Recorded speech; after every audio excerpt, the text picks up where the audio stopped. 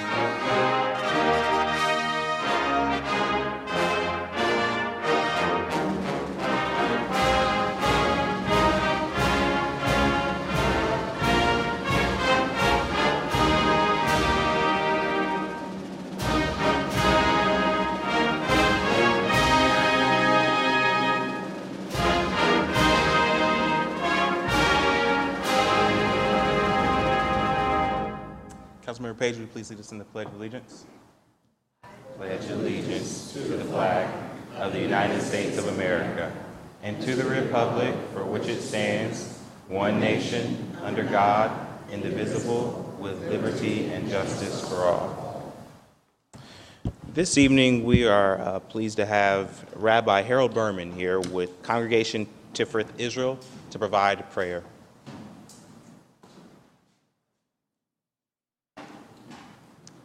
Rabbi, welcome back to council.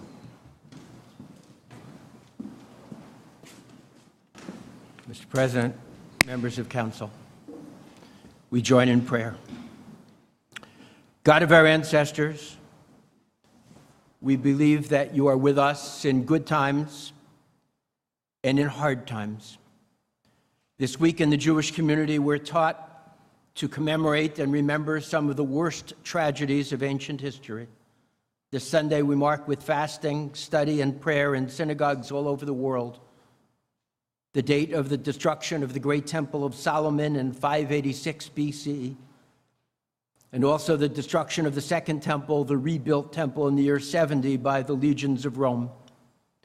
Both occurred on the same Hebrew date, and both are remembered as times of chaos, tragedy, and uncertainty in our history.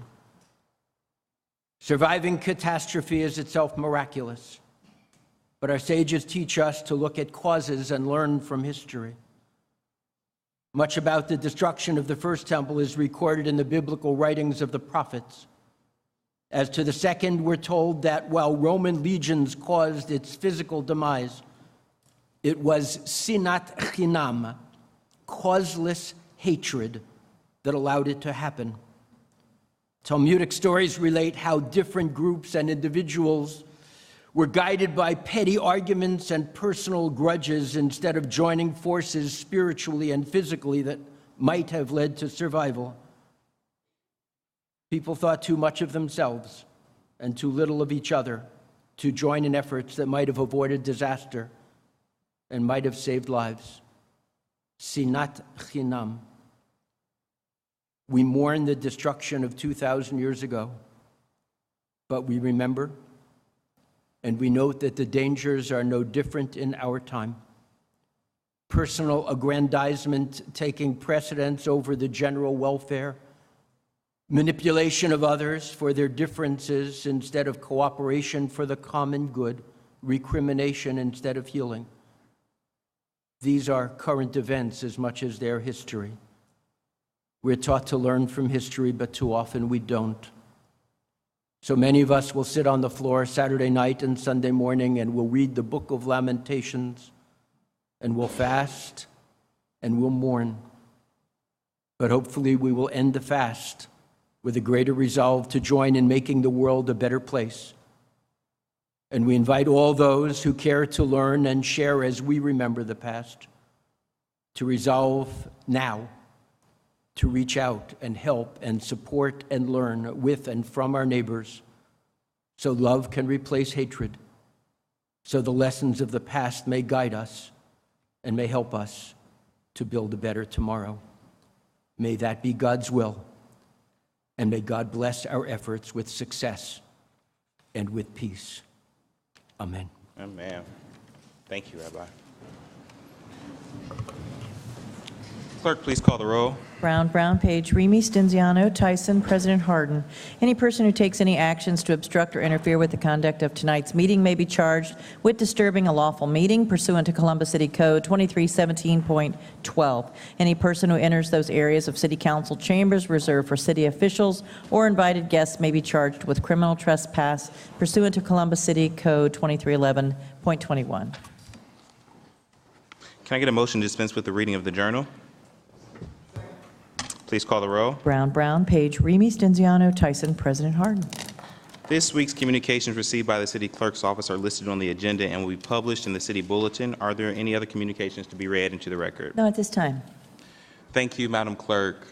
Before we move forward, I will quickly cover the rules that govern the non-agenda speaker process, as well as list the order of speakers for this evening. This will prevent anyone, and this is my mistake last week, I didn't do this, from having to stick around if they are not able to speak this evening. Columbus City Code 111.12 covers the rules for speaking before council. It outlines that speaker slips for a council meeting must be submitted prior to 5 p.m. on the day the speaker wishes to speak before council. Those speaking for zoning or variance requests or as part of the zoning meeting are to be submitted no later than 6:30 p.m. on the day the speaker wishes to speak. Columbus City Code also states that for non-agenda items, there are a limit of 6 speakers taken in order of receipt with no more than 3 speakers on any subject. And so the 6 non-agenda speakers.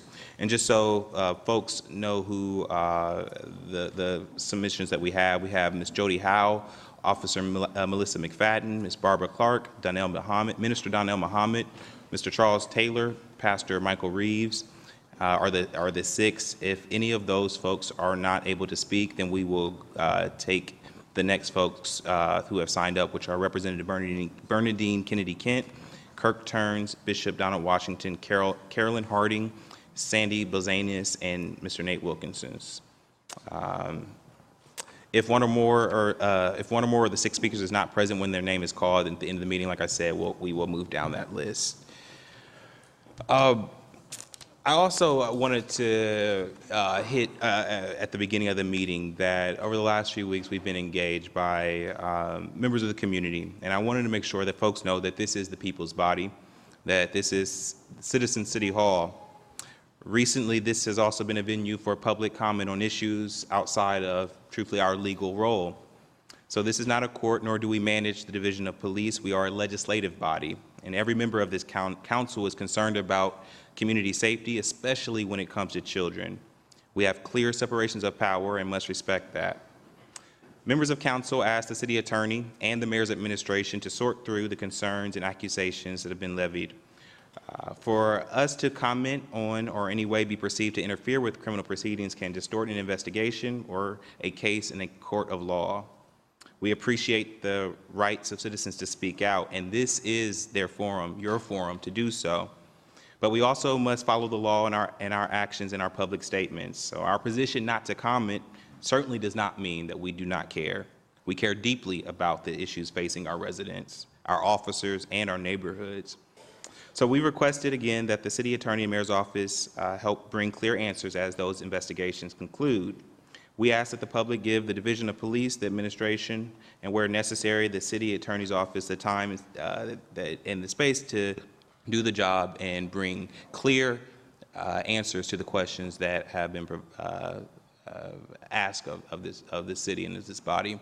With that, I'm going to turn the podium over to the city attorney's office. Thank you, President Harden. I have a letter that City Attorney Klein sent to you earlier today, and I have given a copy to each council member on their desk. So if you will, I will read this. To President Harden and members of Columbus City Council. At last week's City Council meeting, Public Safety Committee Chair Mitch Brown requested that the Columbus City Attorney's Office re-review statements made by Commander Mark Gardner in an October 24, 2014 deposition and determine whether those statements amount to the criminal offense of dereliction of duty. As the council is aware, Columbus Police Legal Advisor Jeff Furby has previously opined that the statute of limitations for prosecuting these allegations has lapsed, thus barring any potential criminal prosecution if a crime was committed. Over the past week, I have reviewed Mr. Furby's memorandum on this subject and have made the determination that there are genuine legal questions and interpretations surrounding whether the statute of limitations has lapsed. In the interest of fairness and impartiality, it is my intent to engage an independent prosecutor to review the relevant statute of limitations laws on this subject, and if it is found that the statute of limitations has not lapsed, make a determination of whether Commander Gardner did commit the crime of dereliction of duty. In sum, the Columbus City Attorney's Office intends to engage an independent prosecutor for the limited purpose of, 1, determining whether the statute of limitations absolutely bars the criminal investigation or prosecution of Commander Gardner relative to his deposition statement of October 24, 2014, and 2, if not time barred, make a determination of whether the statements made in the deposition by Commander Gardner amount to the crime of dereliction of duty. Sincerely, Zach Klein, Columbus City Attorney. Thank you, Mr. Shin, and thank you to the City Attorney's Office. It is still our recommendation that, as this is an open conversation, open investigation, that I will not speak on this until we have further or more information or directed by the City Attorney's Office. So with that, are there any comments, are there any resolutions by members of Council? Councilmember Elizabeth Brown. Yes, I do have one resolution tonight. I would like to invite Dr. Anita Somani to the podium. And anyone else who's here with Planned Parenthood is welcome to come up to the podium too. I have Resolution 0217X-2018 to support access to comprehensive reproductive health care through maintaining Title X funding for health care centers in Columbus. Access to affordable reproductive health care isn't only a matter of keeping our community healthy, although that is a crucial component. It also directly impacts the economic security of families in Columbus. Since 1970, Title X has provided funding to increase access to contraceptive care and reproductive health care for low-income, uninsured, and underinsured individuals. The program has been a success. Public investments in reproductive health care, like Title X, save 7 times the investment by preventing unintended pregnancies, increasing women's participation in the labor force, and improving the financial picture for families. In Columbus, each year, approximately 10,000 patients rely on Title X funding to receive screenings for cervical and breast cancer, treatment for STIs, testing and links to care for HIV/AIDS, family planning and contraceptive services, screening for high blood pressure, and more. Despite the decades-long record of successfully providing these crucial services, earlier this year, the Trump administration announced that they plan to cut Title X funding for health centers in Columbus, jeopardizing access to care for thousands of our residents. Specifically, the administration has targeted health centers that have a connection to safe legal abortion services, like those operated by Planned Parenthood of Greater Ohio. This is despite the fact that Title X funding has never been and will never be used to provide abortions. Last year, Planned Parenthood centers in Columbus provided 4,512 pregnancy tests, 1,643 HIV tests, 1,493 cancer screenings, and 22,212 sexually transmitted infection tests and treatment. Many of these patients have no alternatives to receive this care. Eliminating their ability to go to Planned Parenthood for these services will negatively impact the health of our residents and our community. These politically motivated cuts are not smart public policy, and they are harmful to our residents. I'm proud to sponsor this resolution to help bring attention to the issue. We should be fighting to increase access to care, not take it away. Auditor Kilgore and I released a study last month highlighting the impact of Title X funding, not just in Columbus, but throughout Ohio. And again, investing in reproductive health isn't just good for women and their families, it's good for the economy. I'd like to thank Dr. Anita Samani and her colleagues from Planned Parenthood for being here tonight and to talk about these vital services in our community. Thank you so much, Dr. Thank you. Samani. Thank you very much for promoting this resolution, if that's the correct word. So my name is Dr. Anita Samani. I've been practicing obstetrics and gynecology in Columbus, Ohio, since I finished my residency in 1992. And just a quick story, but as a resident, and I did my initial training at the Mount Carmel Health Systems, which is a Catholic health system, and one of the interesting things about our education was that we actually partnered with Planned Parenthood for resident education for us to be able to get training not only in contraceptive care, but also in providing preventative care such as pap smears and annual exams. So I feel a sense of loyalty, but I also saw the benefits on a firsthand basis of the different patients that we saw through Planned Parenthood, not only in the Columbus area, but also up in Delaware and Marion. So it extended beyond Franklin County into the greater Central Ohio area. And what I saw was amazing in terms of the services that were provided when it came to preventative care, STD screening, women that were concerned that maybe they had an infection or needed a pap smear or found out that they thought maybe they were pregnant, but they weren't. So then it was a perfect opportunity for us to educate on birth control. So one other thing that I thought about when I came up here was just asking everybody in this room, who has a personal physician? I'm assuming everyone has a personal doctor. Do you trust your doctor? I'm assuming you do. And you trust your doctor to tell you the truth and to give you all of your options, correct? I mean, yes. I would not be doing my job if I wasn't there to provide guidance and advice. And that's despite Dr. Google, despite people bringing in all of the stuff they read online, which I think actually promotes discussion, but it also promotes the opportunity to educate people on good websites and websites that maybe aren't so good for education. And one of the things that I think that would really, really affect the patient-doctor relationship is this gag rule that President Trump is promoting. As a physician, and I look at not just in terms of preventative care, not just in terms of, pregnancy and the discussions that you have when somebody has a baby with a lethal anomaly or somebody has an unwanted pregnancy that is affecting their health. As an example, I saw a patient that had pretty significant kidney disease and was told by her kidney specialist that if she went ahead with her pregnancy, she would probably end up on dialysis and would potentially risk her own health. And so at 22 weeks, which is sort of that cusp of viability, she had to make that decision. Do I sacrifice my life to carry the pregnancy, or do I have a termination? And this was 10, 15 years ago when at 22 weeks that was still an option. And she opted to carry the pregnancy. She got to 28 weeks, delivered, and then went on to dialysis. So those are the tough decisions. Those are the discussions that we have with patients every day. And this gag rule that's been proposed would make it illegal for all of us, for doctors, nurses, nurse practitioners, healthcare providers, not just places that provide abortions, but for anybody in practice. So as a private OBGYN, I would not be able to discuss that option with my patient. And I just see that as a huge disservice to the patient-physician relationship. And so I really hope that Columbus will take the lead on this and support City Council, Councilwoman Brown, is that the right council member? Yeah. Brown's I'd like to keep it resolution. gender neutral.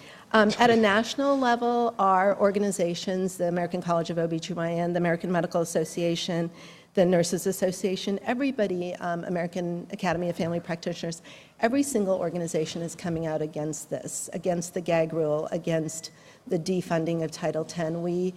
We all have stories of people that have benefited from Planned Parenthood, from the care that's been provided by Planned Parenthood. And as City Councilwoman Brown spoke to, it's not just Central Ohio, but you look at Ohio, it will affect so many rural counties, and those women will be forced to travel anywhere from 1 to 2 hours for care. And that's something that I would hate to see happen, because as it is, the clinics that are here are already overburdened, and it would be very challenging for those patients in rural areas to find care. The other big thing that, we look at is that the funding would then go to abstinence-only programs, which have never been found to be effective. They would go to programs that would promote carrying a pregnancy or promote the benefits of pregnancy rather than an objective, unbiased point of view by the provider. Do you all have any questions? Any questions before I move for adoption? Thank you, Dr. Samani. I'm going to hand this to you in 1 second after I move for adoption. I move for adoption. Please call the row. Brown, Page, Remy, Stenziano, Tyson, President Harden. Resolution adopted.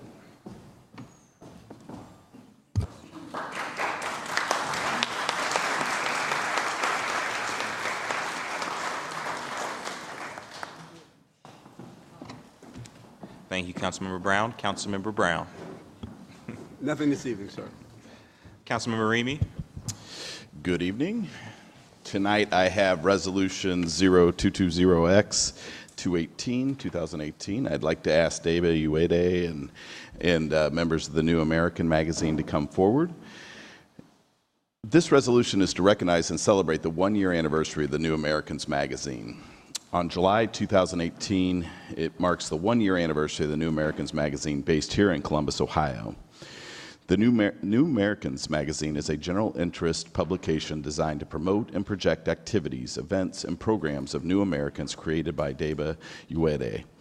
Here at the city, we are dedicated to providing every new American with the opportunity to thrive and live in a safe and happy life. The New Americans Magazine is one way that members of our New American community are connecting with resources.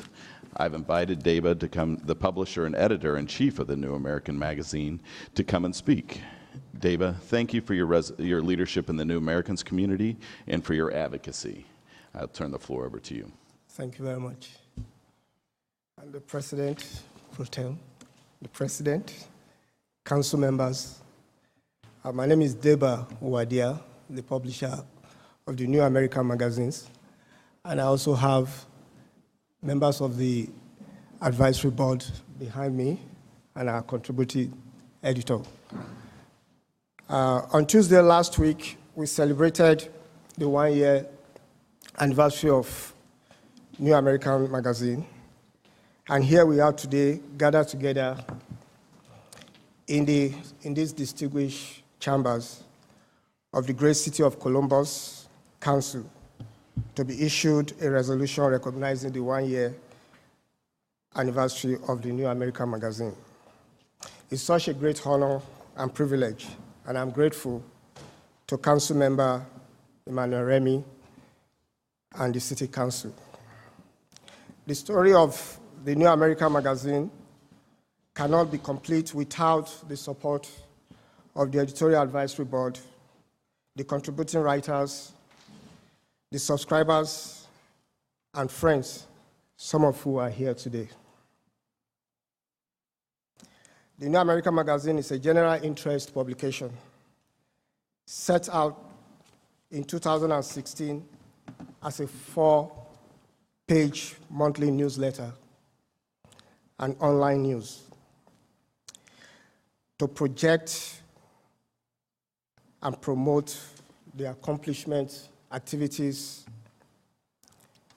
and events of Americans, especially the first and second generation, and contemporary immigrants.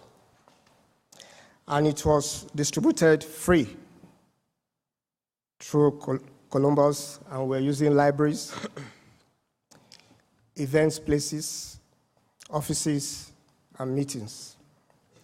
It became a 12-page magazine in July last year, and its one-year anniversary this month. It's now 16 pages. We still distribute the magazine free. While those that prefer to have it in their homes, we allow them to subscribe and pay just $20 for 1 year. We do this because we want our community to continue to have easy access to information, education, and entertainment We have published stories from Columbus, outside the city, and even outside Ohio State. The magazine is sustained through adverts, and also we partnered with the Department of Neighborhood of the City of Columbus.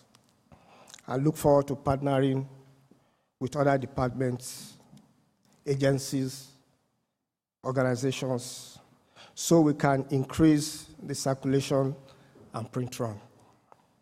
Although we have not been able to print more than 300 copies of our best time, our goal is to have a print run of 3,000 copies or more in the next 1 year. As part of the future engagement, we hope to start promoting excellence in our community, just like what you are doing to us today. We look forward to working in any collaborative area with the City Council. And once again, I want to thank you for this honor bestowed on the New American magazines. Thank you. Thank you very much. Dr. Salisha, would the rest of you like to introduce yourselves? Thank you so much, Salisha Asfaw. I am in the advisory board and also executive director for Ethiopian Tohoto Social Services. Thank you.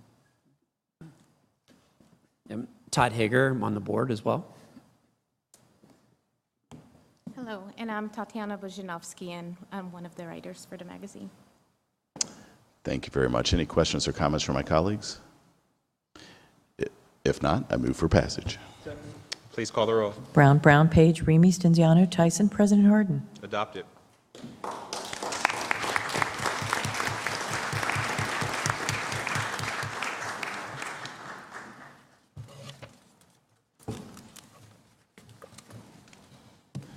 Before we move on this evening, a couple more things here.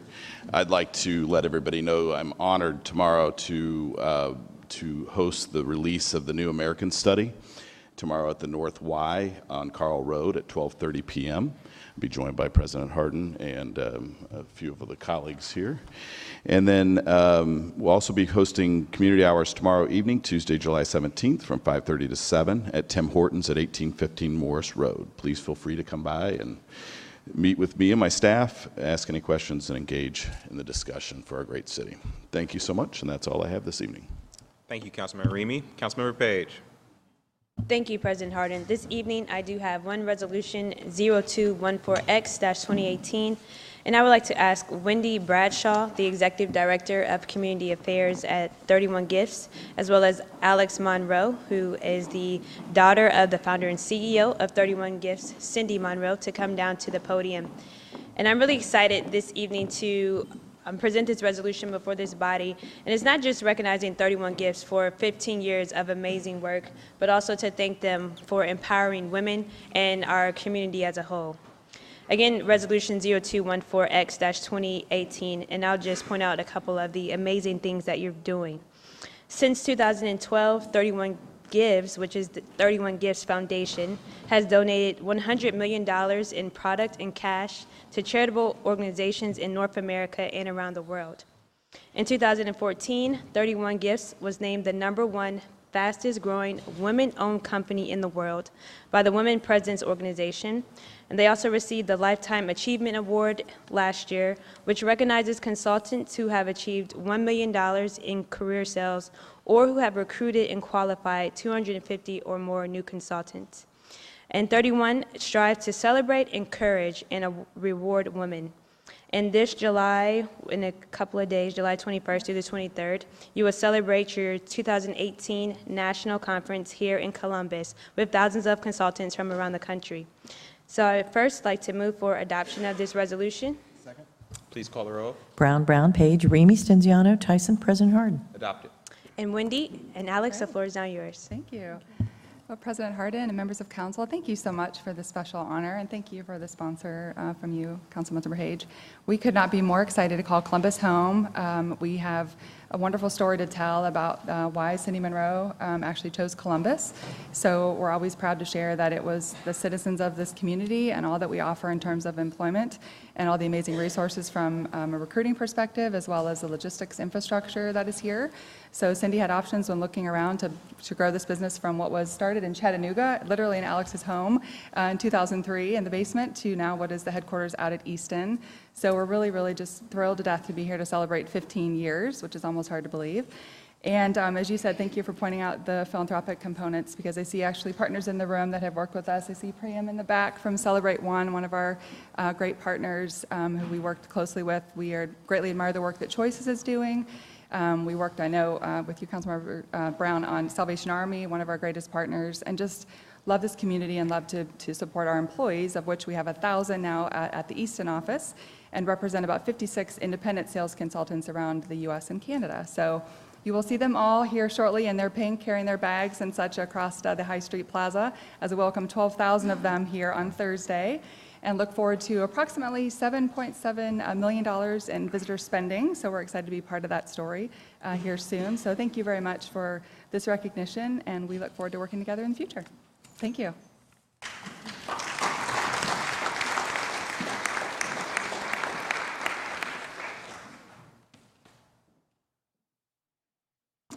Thank you, Councilmember Page. President Pro Tem. Thank you, President Harden. And Councilwoman Page, you moved too fast. Did want to remind our colleagues, if you've seen Alex around City Hall, she's been interning this summer in our office and providing a wonderful asset to the residents and businesses of the City of Columbus. So Alex, thank you for your ongoing contribution to the city. First, I would like to remind everyone that we will be holding a public hearing on the updated proposal for short-term rental legislation this Wednesday, July 18th, in council chambers at 5 p.m. I think we continue to look forward to the ongoing feedback on the topic and really appreciate all the members' ongoing engagement as we work with neighborhoods and other interested parties on the legislation. Next, I will introduce Resolution 0219X-2018 to recognize the 10th anniversary of the Southside Area Commission. We're going to present the resolution at their meeting, and so no pomp and circumstance other than to move for adoption. Please call the roll. Brown, Page, Remy, Stenziano, Tyson, President Harden. Adopted. And now we can do some pomp and circumstance, and I would like to invite Chairwoman Robin Watson of the Far South Area Commission and fellow commissioners to the podium as I introduce Resolution 0223X-2018 from the floor to recognize and honor the 10th anniversary of the Far South Area Commission. So we have two area commissions came in at the same time, and I think generally as a body we truly appreciate the role the area commissions continue to have in shaping their neighborhoods and just their engagement with council. Since its creation in 2008, the Far South Area Commission has truly been an effective advocate for the Far South community. Through their work in the community in collaboration with the Mayor's Office, City Attorney's Office, and Council, we've been able to address a number of issues for the Far South. The commissioners, again, serve as an important part of the fabric of Columbus and are a great example of their ability to serve as direct representation for their community. The people who serve on the Far South Commission are dedicated and passionate individuals who share a common goal to improve the lives of residents, stimulate the local economy, reduce crime, and make the Far South an ongoing great place to live, work, and raise a family. So it'll be my honor to present the resolution, but I'll let you have the podium and introduce the other commissioners here tonight. Certainly. Council President Harden, Council Pro Tem Stenziano, and members of council, it is an honor to be here this evening. And I didn't think I would get emotional, but I am. 10 years ago, we were codified, but 2 years before that, we came together, two civic associations, mainly the Marion Franklin Civic and the Scioto Southland, and we decided that we wanted to work on this project to bring together a commission so that we would have a voice over our 25 square miles. And I will tell you, some of the commissioners behind me were involved in that, and long nights of putting it together, and we did. And, you know, over the years, we have grown to be the commission that we are today. This evening, I'm here with Commissioner Eileen Neal, Commissioner Robert Patterson, Commissioner Dolores Richardson, Commissioner Bonnie Drought, and Commissioner Becky Walcott. And we are just happy to be here, happy to have a voice within our city, happy that this is part of the legislation that is built into our government, that we would have commissions in parts of town. So thank you. Thank you, Madam Chair, and thank you all for your ongoing service on the commission. I know how much we compensate you for all your time and dedication, and so truly appreciate just how hard you work for the residents. Any questions or comments from my colleagues? Councilmember Tyson. Thank you, President Pro Tem Cinciano. To Robin and to the commission, congratulations on 10 years. That you are absolutely what makes Columbus so special. Having area commissions to be able to work on behalf of the residents in their community is really wonderful. That you're able to provide us with information regarding your community to make sure that we are never going to try to overlook the needs of the community. And so I thank you for your leadership. As Councilman Cinciano just mentioned, there's no pay to do that job. It's just a commitment to this community. And again, just congratulations on 10 years. I thank you, and I truly do appreciate you going above and beyond to support our community. Thank you so much. Thank you, Councilman Cinciano. Robin and all the commissioners, you guys know I've dealt with you for many, many years. And again, to echo the comments on the part of my colleagues, it's truly appreciated for the passion that you share for the issues that you deal with. I've met with you on many long evenings, and I appreciate that, but it's important to say to all of you, that's what makes the city a really great place, when all of you get involved. You have an issue, you have a problem, and we try to do our best to help work with you solve those problems. And Mr. Patterson, again, in particular, congratulations on the award for the Jefferson Award. It's acknowledged, and I recognize that. But to all of you, to say thank you for the engagement. It's really appreciated. Thank you, Councilmember. With that, I will move to adopt this resolution. Please call the roll. Brown, Brown, Page, Remy, Stenziano, Tyson, President Harden. Adopted.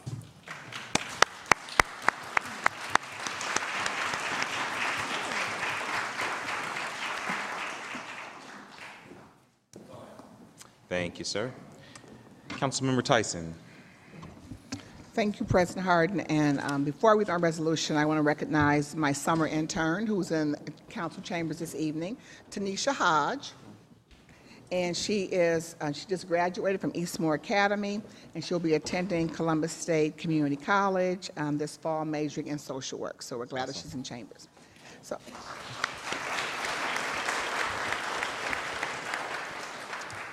I have resolution 0208X-2018, and I am going to ask the individuals who are going to be serving on the Commission for Black Girls to walk towards the podium, as well as I'm going to ask the representatives from Thoughtwell to also walk towards the podium, and also Jill Frost and Dr. Patricia Lyons. You all walk towards the podium.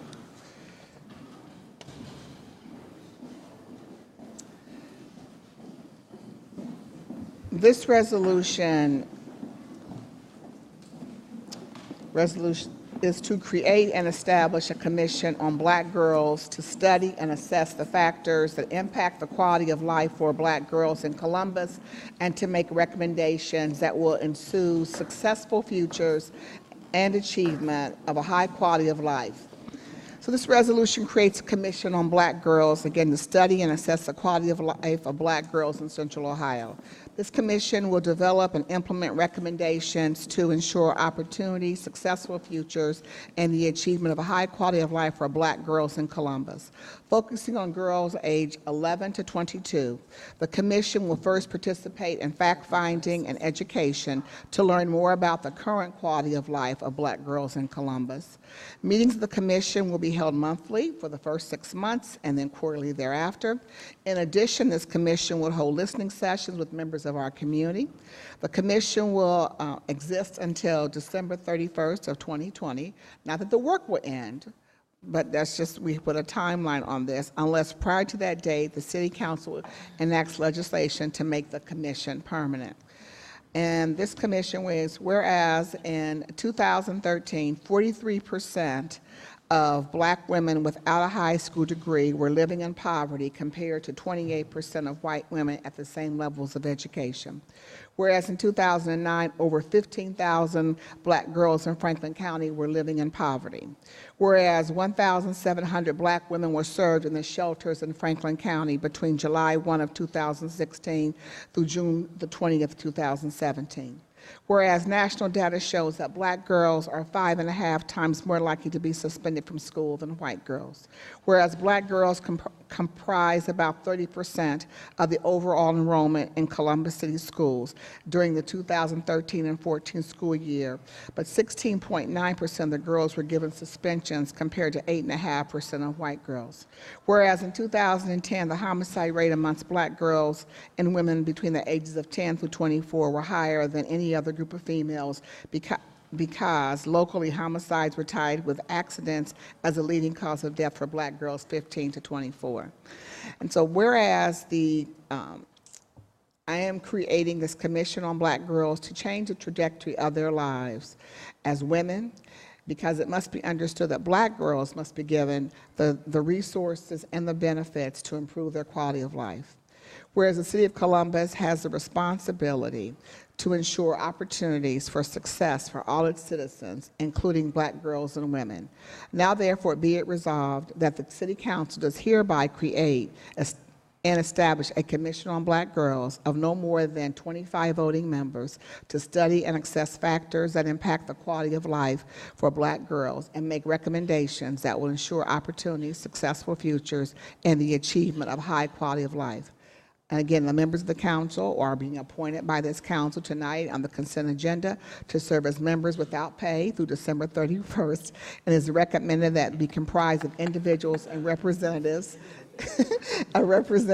from of nonprofit organizations, education, health care providers, juvenile justice, behavioral health, business interests, local human service providers, black girls, and other individuals and organizations and associations as may be necessary to inform the Commission's mission.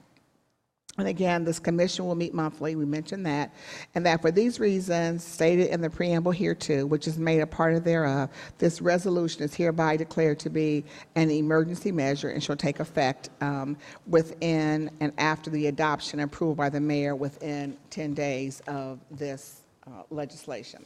And so I'm very excited about this commission, and for the reasons that are so important, that for the issues that I just mentioned about black women.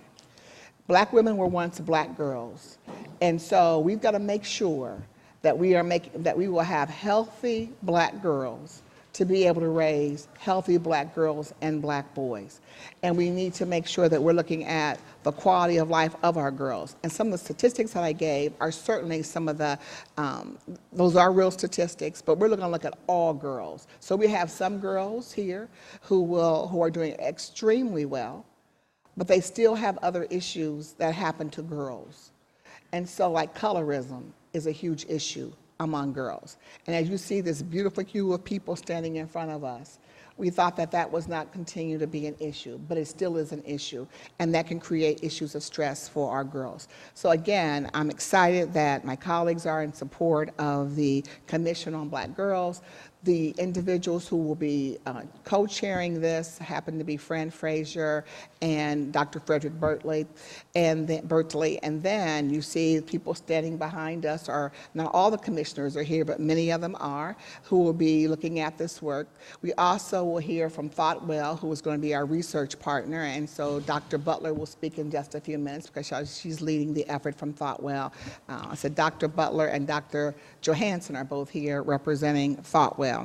And so with that, I am going, and also Dr. Patricia Lyons and Jill Frost are two consultants that will also be working with us on this commission. And so, Fran, I'll give the floor to you. Yes, ma'am. So thank you. As you've heard, black girls lead our nation, our state, our county, our city in health, education, economic, and judicial disparities. The Commission on Black Girls gives us a chance to change this trajectory. So we're very appreciative of Council Member Priscilla Tyson for her vision and her commitment to black girls and black women. We will create change, expect lots of action, and expect us to come back for public policy change as well. Dr. Bertley. President Harden, President Pro Tem Stinziano, City Council members, and of course, Councilwoman Tyson. It's my pleasure to serve on this important commission. You know, this past weekend, in a classic way that only Serena Williams can do, though she lost the Wimbledon, she won the hearts and minds of the world because she said, I dedicate this to the mothers, because she's a mother and they're talking about her game. Well, black girls, like all girls, grow up to metaphorically or literally become mothers. And as a scientist, I like to dig into data to try to solve a problem. So I'm not interested in using a blunt instrument to try to address certain problems that are especially impacting a specific group. And that's why I'm joining this commission. That's why I'm thrilled to co-chair it, because I think we'll get some vital clues, data, and then that will allow us to create different types of, call it a toolkit, call it intervention, call it what have you, to try to move the needle forward in a positive direction. So again, thank you for your leadership at conceiving this, and I appreciate the commitment of all the members behind me. I look forward to working with all of them on this great commission. Thank you. Dr. Butler. President Harden, council members, thank you for allowing us to come here today. Thoughtwell is pleased to partner with the council and with the commissioners to conduct very important research. The improvement of the quality of life of African American girls is not just important to the African American community, but is important to our city as a whole. Because if we are able to address some of these disparities that Councilmember Tyson mentioned, then we will move the needle for the whole city, not just for this community. Even though it would be worth it if it was only for African American girls, we do want to say that it is for a whole community that we are doing this research, and we're pleased to be a part of it. And we think that before we're able to address a problem, we have to understand the length and the breadth and the depth of it further. And Thoughtwell is pleased to be a part of that exploration process. So we look forward to continuing to work with you all. Thanks.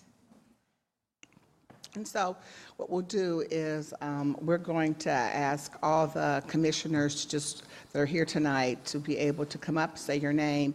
And the last, I want to make another comment on this, is that I know that we're focusing on black girls because if we can focus on our black girls and identify what is not the concerns or the issues they're facing in their overall quality of life. As we do that work, all girls and even our boys will be able to have a better quality of life. Because as you said, whether you are a mother or as women are always helping other people's children, looking out for other children, that we need to make sure that all of our kids have that great opportunity. And so again, it will help all children to move forward. And so with that, I'm going to ask the commissioners that are in the room to walk to the podium and state who you represent, your name and who you represent.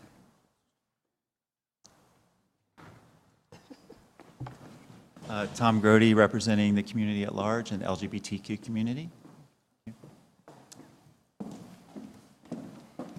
Good evening. I'm Beth Gill. I'm with the Franklin County Juvenile Court.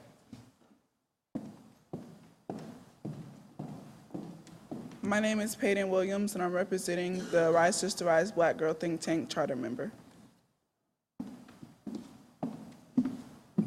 Good evening. I'm Dr. Mashika Roberts from Columbus Public Health. Good evening, Council. I'm Tashia Safford, representing the Center for Healthy Families, where we support pregnant and parenting teens in Franklin County. Hi, my name is Elsie Johnson, and I'm here representing the YWCA Columbus. Good evening. My name is Linda Brown, and I'm here representing the Links Incorporated. Good evening. My name is Ben Tyson. I work for Steiner & Associates, the managing partner of Easton Town Center. Hello, LaShonda Coleman. I am here representing the National Pan-Hellenic Council of Columbus.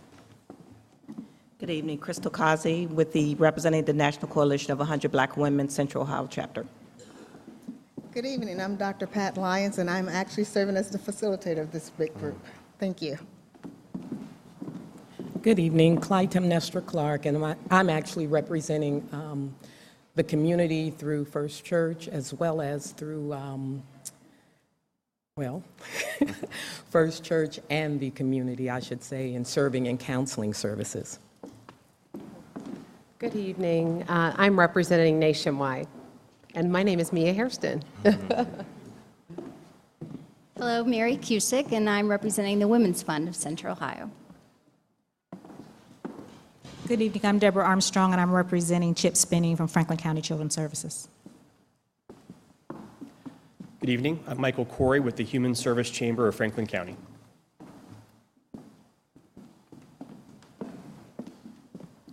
I'm Fran Frazier, and I represent Rise Sister Rise Network.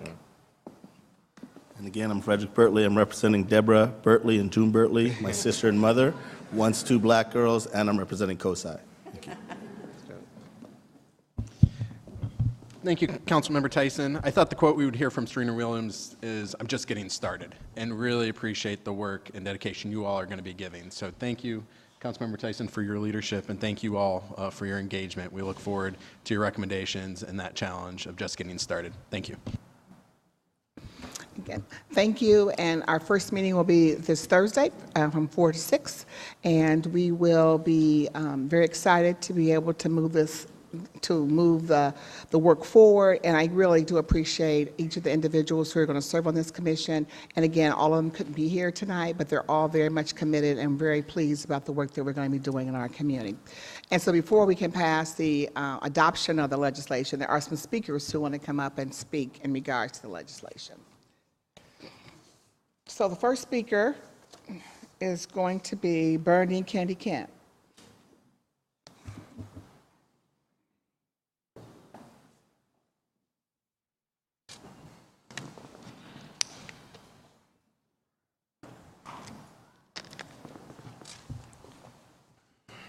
Good evening, President Hardin and Pro Tem Stendiano and council members. I appreciate being here today to support the resolution that you have brought forth. And I also appreciate this council for, it was a very emotional time for me that you pushed so hard with regard to what we were bringing forth to you. So I want to talk about the support of your, give testimony on this today.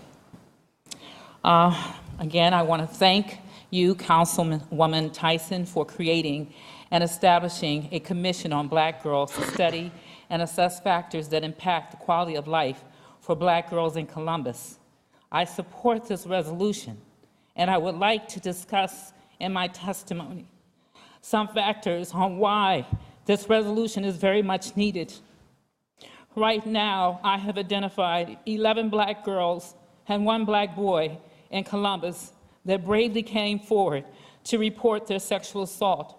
Yet to date, their assailants have not been adjudicated, arrested, charged, or gone before a grand jury because officers involved in their cases either never entered their rape into the system or did not properly investigate their rape.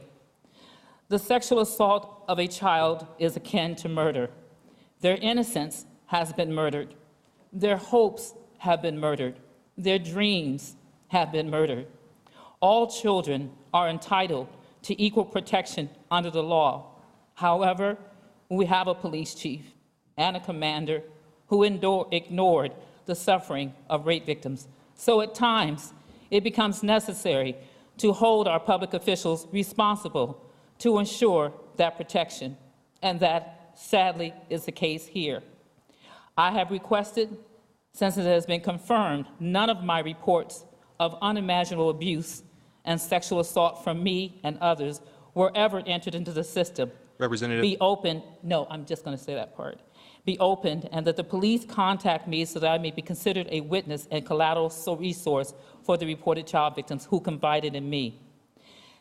Since Jacob still refuses to view the justice for black girls who have reported their rape as critical, this is selective law enforcement, and it is dangerous for our communities, for our children, especially poor children and children of color. So along with my support of this resolution, I ask this commission will ensure no law enforcement officer ever be allowed to ignore the abuse, rape, and suffering of our children, that includes black girls, and not be held accountable no matter who they are. Thank you. Thank you for coming down and being in support of the legislation, and certainly the commissioners heard your testimony. Our next speaker will be Mr. Kirk Turds in support of the resolution. He's not here? He's going to yield. Oh, he's yielding. All right, thank you. And then the final speaker is Bishop Donald J. Washington. And he is also in support of the legislation.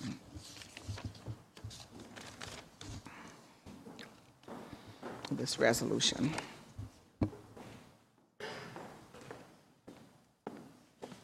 Councilman Harden, Pro Tem Stenziano, and Priscilla Tyson, I want to thank you again for this awesome opportunity for creating and establishing a commission on black girls to study and assess the factors that impact the quality of life for black girls in Columbus. I want you to know that I support this resolution, as would like to address some testimonies tonight with respect to how I feel about what you're doing. First of all, you're doing a Herculean job. I want to thank you personally for the way that you helped us to make sure that the children that have been assaulted, that when the deposition was made with Garner and others, that we wanted answers.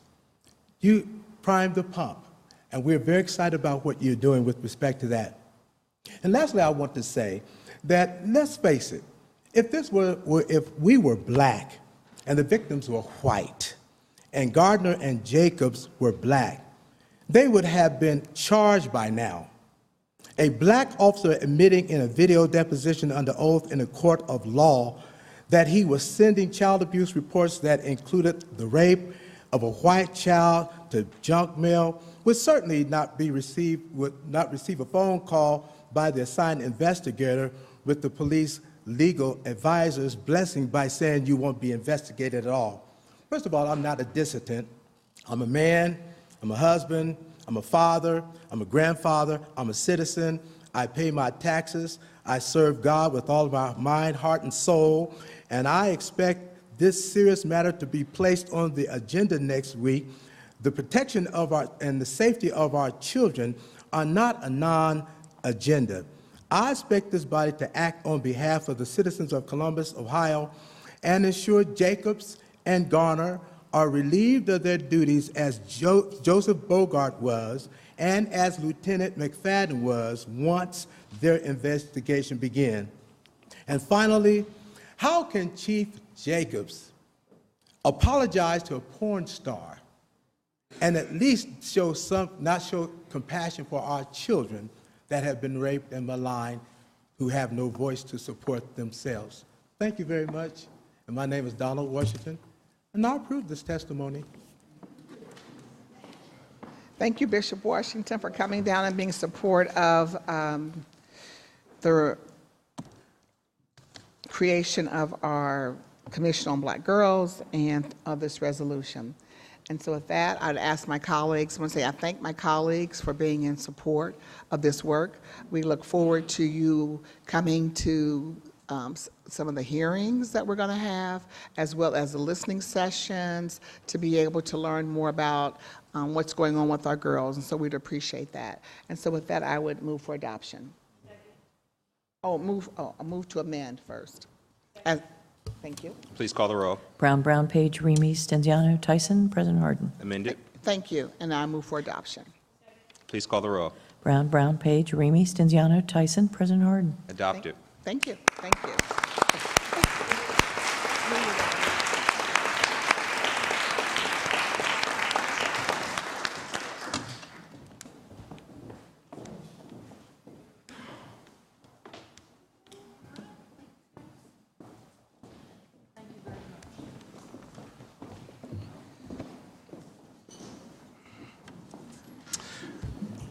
Are there any comments by any other elected officials or members of the administration, City Auditor's Office, City Treasurer? I would like to recognize, I think we have Greater Southeast Area Commission, Hilltop, and I know we had Far South Area Commission here. in the House. Thank you for being, and Livingston Avenue Area Commission, Commissioner Elliott is in the audience. Are there any requests by members of council for the removal of an ordinance or resolution from the consent action portion of the agenda? Seeing none, may we now have a motion to waive reading of the titles of the 30-day legislation by the city clerk? Please call the row. Brown, Page, Remy, Stenziano, Tyson, President Harden. Thank you. Will the clerk now read into the record the ordinance numbers of 30-day legislation on tonight's agenda for first reading? Finance Committee, Ordinance 1941-2018, Public Service and Transportation Committee, Ordinances 1877 and 1921-2018, Economic Development and Small Business Committee, Ordinances 1948 and 1949-2018, Technology Committee, Ordinance 1812-2018, Public Utilities Committee, Ordinances 1792, 1825, 1842, 1866, 1879, 1895, 1915 and 1934-2018, Rules and Reference Committee, Ordinance 2043-2018, Zoning Committee, Ordinances 651, 1875, 1905, 1910, 1979, 1980, 1988, and 2007-2018. We have one speaker on the 30-day legislation, Mr. Joel Motil. Mr. Motil, welcome back to council. On first reading, I'm sorry about that. Mr. Motil, you're speaking on ordinance.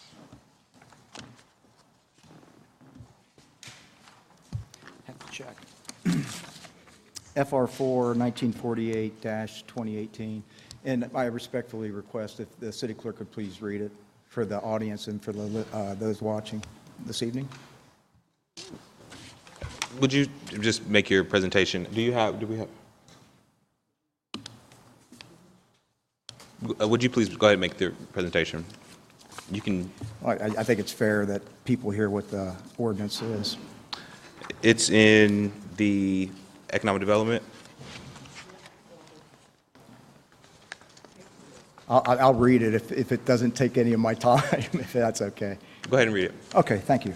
To authorize the Director of Development to enter into an enterprise zone agreement with OBM, HQ, LLC, FDP Investments 1, LLC, and FDP Investments 2, collectively the owner, and Cover My Meds, LLC, the future office tenant, for a property tax abatement of 100% for a period of 15 years, consecutive years, on real property improvements in consideration of a proposal total investment of approximately $225 million in new building and garage construction, the retention relocation of approximately 592 existing full-time permanent employment positions, the creation of approximately 1,032 net full-time permanent employment positions within the next 5 years, and authorize the Director of Development into a compensation agreement with the Columbus City School District Cover My Meds LLC and the owner pursuant to this project. Not trying to take your job from you. Thank you. I appreciate it.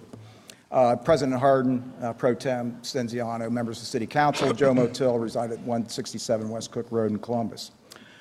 Cover My Meds is owned by the McKesson Corporation, which is one of the nation's 3 largest distributors of pharmaceuticals, including opioid drugs, with reported revenues of $200 billion in 2017, and is the 6th wealthiest company in the world. And yet you are considering giving them a tax savings of nearly $77 million. McKesson can also lay claim to its horrendous reputation for being one of the worst offenders of pill dumping, which has helped fuel our country's opioid epidemic, and allegedly right here in Columbus, Ohio. This pill dumping has been going on since around 2007 for the sole sake of increasing profits at the expense of killing people and all the other social, criminal, and economic ramifications tied into the opioid epidemic. They even went so far as to reward their CEO $692 million from 2007 to 2017. So now Columbus can boast having the presence of not only 2 of the top 3 pill dumping corporations in its city, but the top 3. Between the 3 of these wonderful, caring, multi-billion-dollar pharmaceutical corporations, they dumped nearly 9 million hydrocodone pills over a 2-year period in the town of Kermit, West Virginia, that has a population of less than 400 people. Just what Columbus needs. Another billion-dollar corporation who believes that the taxpayers of the world owe them something for being job creators. And in this case, a filthy rich billion-dollar corporation that sat by and watched tens of thousands of human lives being taken and families destroyed for the sake of making money for themselves and their stockholders. And as far as I'm concerned, if you grant this tax abatement or give them a penny's worth of tax incentives, you too are as guilty as they are for contributing millions of tax dollars to a callous corporation where human lives and dollar signs are one and the same.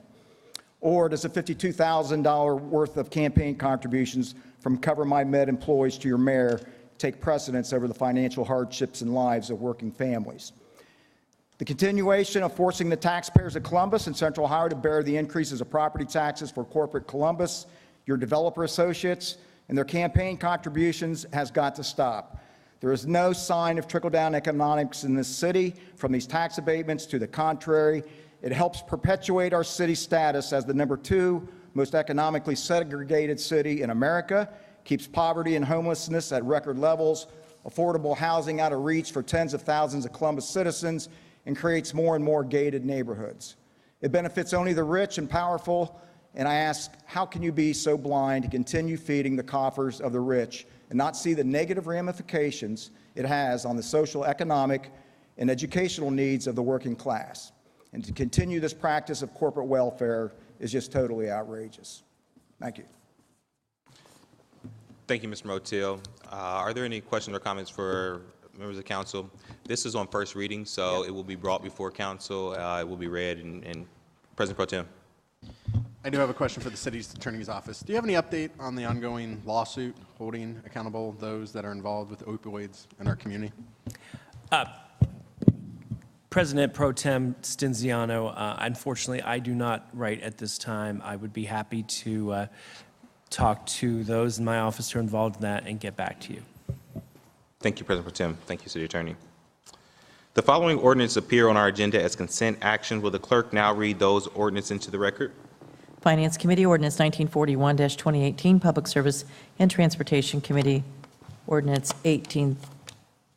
I'm sorry, I'm reading first readings. It's time for consent. We don't need to read again.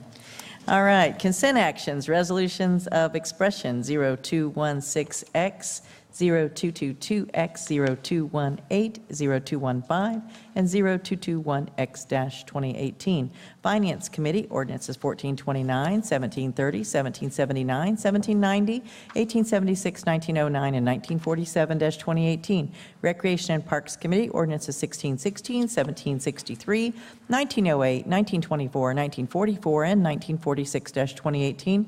Public Service and Transportation Committee, ordinances 1776, 1780, 1835, 1848, 1892, 1922, and 1952-2018. Economic Development and Small Business Committee, ordinance 1880, 1939, 1940-2018. Housing Committee, ordinances 1803, 1904, and 1976-2018. Technology Committee, ordinances 1187, 1669, 1788, 1793, and 1874-2018. Public Utilities Committee, ordinances 1606, 1611, 1656, 1684, 1691, 1768, 1785, 1787, 1799, 1802, 1809, 1819, 1833, 1834, 1839, 1844, 1853, and 1854-2018, and appointments from the Mayor's Office numbered A0177, 178, 179, 180, 181, 182, 184, 185, 187, 188, 189, 190, 192, 193, 194, 195, 196, 197, 198, 199, 200, 201, 202, 203, 204, 205, and 206-2018. Thank you, Madam Clerk. We have no speakers on the consent agenda, so may I get a motion for approval? Clerk, please call the row. Brown, Page, Remy, Stinziano, Tyson, President Harden.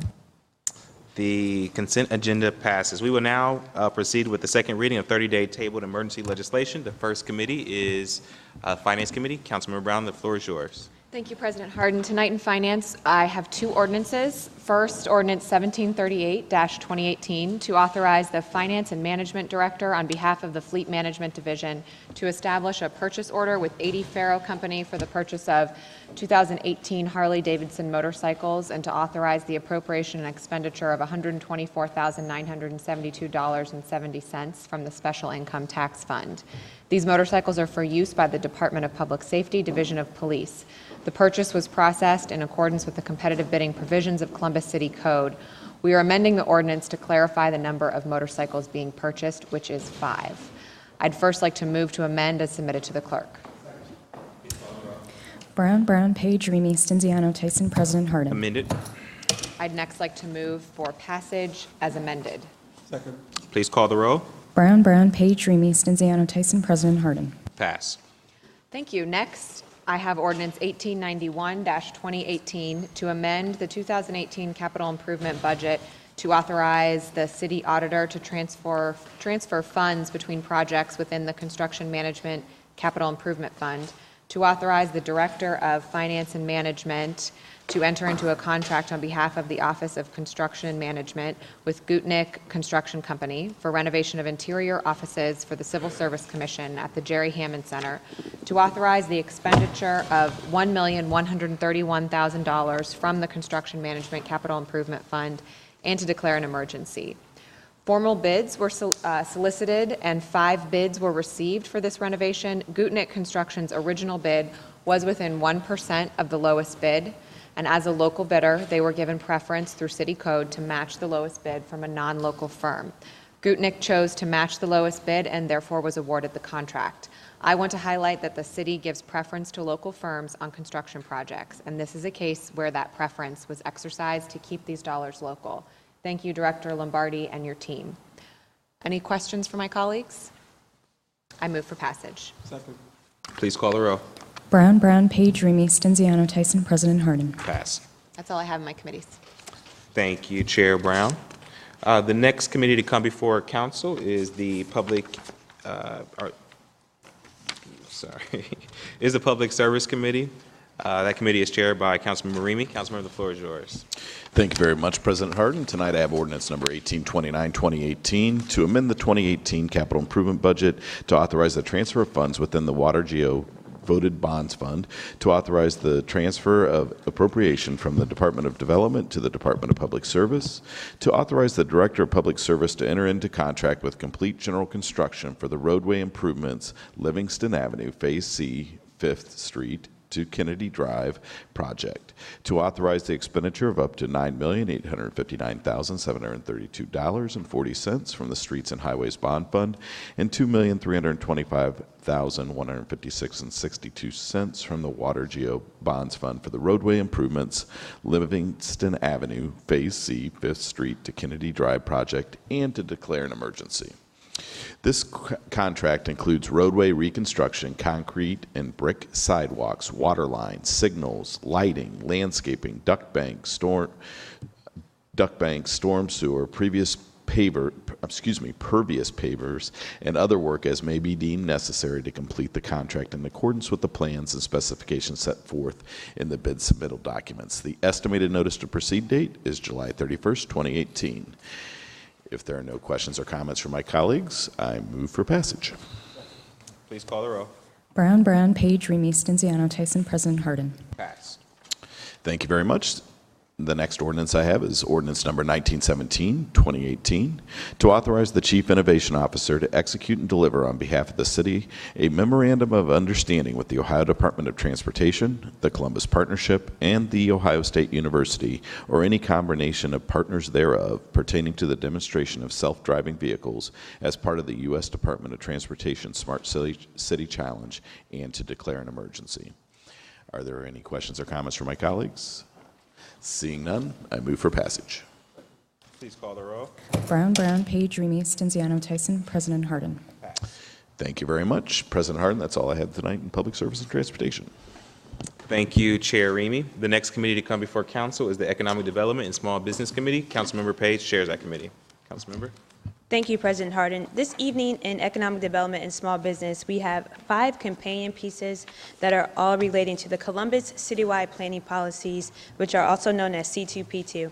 And this is really exciting for our city, as the Columbus Citywide Planning Policy will help guide and focus growth in a manner that supports the city's economic competitiveness, improve residents' quality of life, and provide environmental benefits throughout the city. And before I read the 5 pieces, we do have 3 speakers who are here this evening from the area commissions, and I would like to ask them to come forward. We have Ms. Ava Johnson with the Greater Southeast Area Commission, as well as Jennifer Chamberlain, Far East Area Commission Chair, and Delina Scales, South Linden Area Commission Chair. If you can all come down to the podium. Looks like Ms. Ava is the Lone Ranger. But thank you for your patience and for staying with us this evening. And again, we welcome you to council, and you can share your comments. Well, thank you. Council President Harden, Council President Pro Tem Stenciano, Council Members Brown, Page, Remy, and Tyson. On behalf of the Greater Southeast Area Commission as chair, and on behalf of the Far East Area Commission, Jennifer Chamberlain is here as chair. We'd like to thank Councilmember Page for inviting us to speak on the Columbus Citywide Planning Policies, also known as C2P2. We definitely lend our support and endorse the great work of the Department of Development's planning team of Kevin Wheeler, Mark Trevillas, Jackie Yeoman, Chris Lohr, former team member Festus Manley Spain, and Mark Serrano. This A team put many hours in developing and training us on the Commission's C2P2 policy, or the city's policy. As I'm sure you're aware, the C2P2 has 4 components: guiding principles, design guidelines, land use policies, and land use plans. All 4 components educated both of our commissions on what is and what's not possible and how it impacts our community. As a result, we had really good input from our residents and stakeholders, which was only possible due to the C2P2 outreach. Once the plans were developed, our feedback was incorporated, which was so important. We appreciate the work the department has done because we now have comprehensive plans because of C2P2. The planning process has been clarified for us. Our concerns were taken into consideration and were responded to. So we wholeheartedly support the adoption of this method in helping our other commissions in other parts of the city. We would just encourage, as an addendum to the land plan use, that input from other departments of the city, such as utilities, transportation, housing, recs, and park, be included, since a community doesn't stand on its own. It's very inclusive. But we thank you for the invitation to speak, and we thank the Department of Development for helping us. Thank you so much, Commissioner Johnson. Are there any questions or comments? Again, thank you for coming down this evening and for your work with the Department of Development in adopting C2P2. Thank you. And prior to reading the 5 pieces, again, I would like to acknowledge the A team that you referred to who are here with us this evening, Kevin Wheeler and Jackie Yeoman, also Deputy Director Harris. I don't know if there are any additional comments from the department.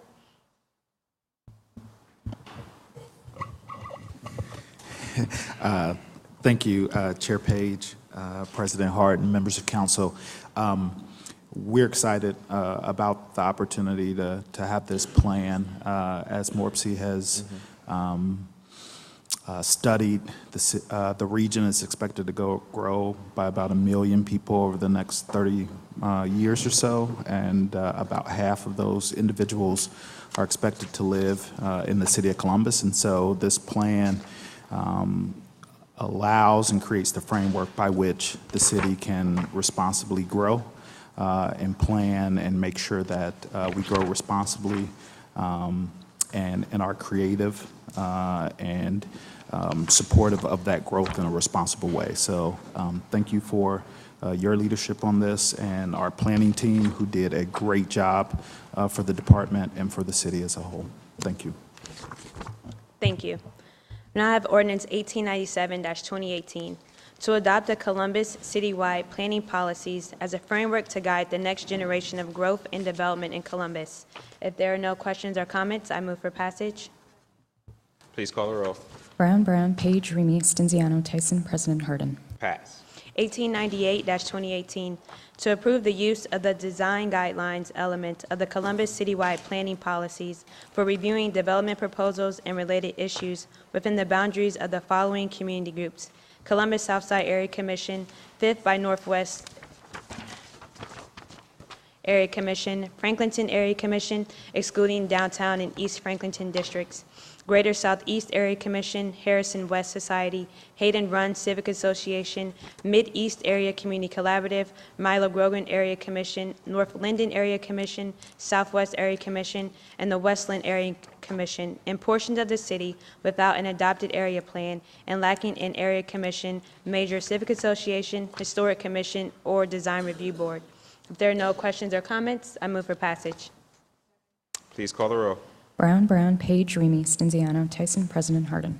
Passed. 1899-2018, to adopt Columbus citywide planning policies, including the Southeast Land Use Plan as a guide for development, redevelopment, and planning of future public improvements within the boundary of the Greater Southeast Area Commission. I move for passage. Please call the row. Brown, Brown, Page, Remy, Stenziano, Tyson, President Harden. Passed.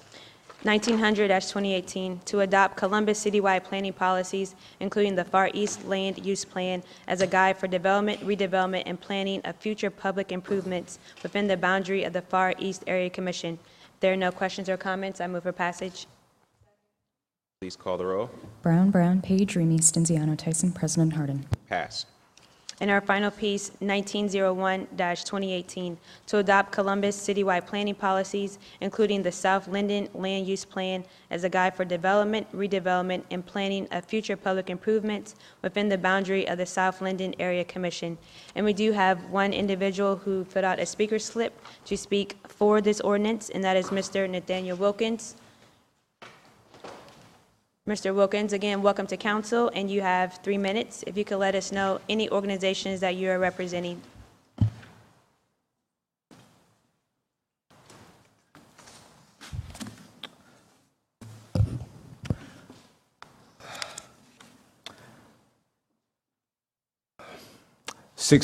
Arlington Avenue, Mr. Nathaniel George Wilkins. I'm just kind of baffled for this for several reasons, because I see South Linden is going to get all this, but what about North Linden? I'm not going to speak on high points of this, but I do want to give you one copy of this that I had written up to talk about some future plans for North Linden to really juvenile that area, since South Linden is getting all this attention now in South Linden. But I think North Linden needs all the attention. So I just want to hand you this copy here, and thank you for your time.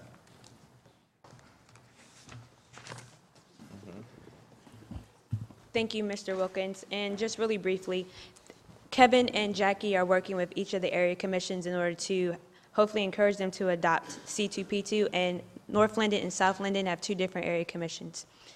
If there are no further questions or comments, I move for passage. Please call the row. Brown, Brown, Page, Remy, Stenziano, Tyson, President Harden. Pass. Thank you, President Harden. That's all I have this evening. Thank you, Chair Page. The final committee to come before council is the Public Utilities Committee. Councilmember Stenziano chairs that committee. Councilmember, the floor is yours.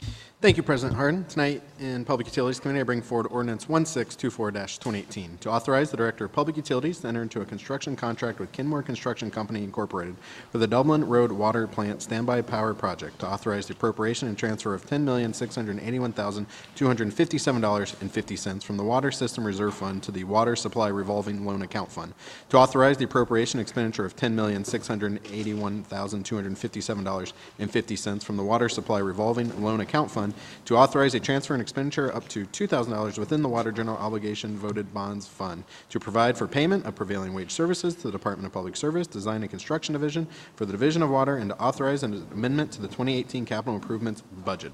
This construction contract will install 2 standby power generators at the Dublin Road Water Plant. These generators will allow the plant to continue to operate during utility power outages, thereby improving the reliability of the water supply system. If there are no questions or comments from my colleagues, I move for passage. Please call the row. Brown, Brown, Page, Remy, Stenziano, Tyson, President Harden. Passed. Next, Ordinance 1731-2018, to authorize the Director of Public Utilities to enter into a construction contract with Fields Excavating Incorporated for the No Bixby Road Water Area Line Improvements Project in an amount of up to $4,527,894.49 to encumber funds with the Department of Public Service Design and Construction Division for inspection, material testing, prevailing wage, and related services in an amount up to $597,987.50. To authorize appropriation and transfer of $4,527,894.49 from the Water System Reserve Fund to the Water Supply Revolving Loan Account Fund. To authorize the appropriation and expenditure of $4,527,894.49 from the Water Supply Revolving Loan Account Fund. To authorize a transfer and expenditure within the Water General Obligations Voted Bond Fund for the Division of Water, and to authorize an amendment to the 2018 capital improvements budget. The purpose of this project is to construct necessary improvements to the water distribution system in the No Bixby Road area. Replacement of these water lines will improve water service, decrease burden on water maintenance operations, and reduce water loss. If there are no questions or comments from my colleagues, I move for passage. Please call the roll. Brown, Brown, Page, Remy, Stenziano, Tyson, President Harden. Passed. Next, Ordinance 1732-2018, to authorize the Director of Public Utilities to enter into a construction contract with Elite Excavating Company of Ohio, Incorporated for the Sale Road Area Waterline Improvements Project. To authorize the appropriation and transfer of $4,088,753.35 from the Water System Reserve Fund to the Water Supply Revolving Loan Account Fund. To authorize the appropriation and expenditure of $4,088,753.35 from the Water Supply Revolving Loan Account Fund. To authorize a transfer and expenditure up to $2,000 within the Water General Obligation Voted Bonds Fund to provide for payment of prevailing wage-related services to the Department of Public Service for the Division of Water, and to authorize an amendment to the 2018 capital improvements budget. This project includes replacement of approximately 17,400 linear feet of water line in North Linden, located between Carl Road and Cleveland Avenue. Along with the installation of new 8-inch water mains, the project will also include new fire hydrant installations and water service transfers. If there are no questions or comments from my colleagues, I move for passage. Please call the roll. Brown, Brown, Page, Remy, Stenziano, Tyson, President Harden. Pass. Ordinance 1773-2018, to authorize the Director of Public Utilities to modify and increase an existing construction contract with the Complete General Construction Company for the 2017 General Construction Contract for the Division of Sewerage and Drainage Stormwater. To authorize the transfer within an expenditure of up to $2,504,934.58 from the Storm Bond Fund. To authorize the transfer within an expenditure of up to $300,000 from the Water Go Bond Fund to amend the 2018 capital improvements budget and declare an emergency. This project includes replacement of, the Division of Water is contributing $300,000 to replace the existing water line in Rich Street. This work is being done to coordinate with the Department of Public Service Infrastructure Renewal Project along Rich Street. If there are no questions or comments from my colleagues, I move for passage. Please call the roll. Brown, Brown, Page, Remy, Stenziano, Tyson, President Harden. Passed. The last ordinance in public utilities is Ordinance 1795-2018, to authorize the Director of Public Utilities to renew the professional engineering services agreement with Hatch Chester Incorporated for the Hap Creamian Water Plant Concrete Rehabilitation Project for the Division of Water. To authorize a transfer and expenditure of up to $1,920,600 within the Water General Obligations Bond Fund, and to authorize an amendment to the 2018 capital improvements budget. This project will rehabilitate deteriorated concrete at the division's largest water treatment plant to prevent further and more costly damage that would occur if rehabilitation were postponed. Rehabilitation will also extend the life of this asset. This project is part of the city's ongoing efforts to maintain a reliable supply of safe drinking water to its customers, which will result in sustainable economic growth well into our future. If there are no questions or comments from my colleagues, I move for passage. Please call the roll. Brown, Brown, Page, Remy, Stenziano, Tyson, President Harden. Passed. Thank you, Chair Stenziano. Seeing no further business to come before council, may I get a motion to recess? To adjourn, I apologize. May I get a motion to adjourn? Please call the roll. Brown, Brown, Page, Remy, Stenziano, Tyson, President Harden. Regular meeting number 39 is adjourned. We will take non-agenda speakers after our zoning committee, which will begin momentarily. Thank you.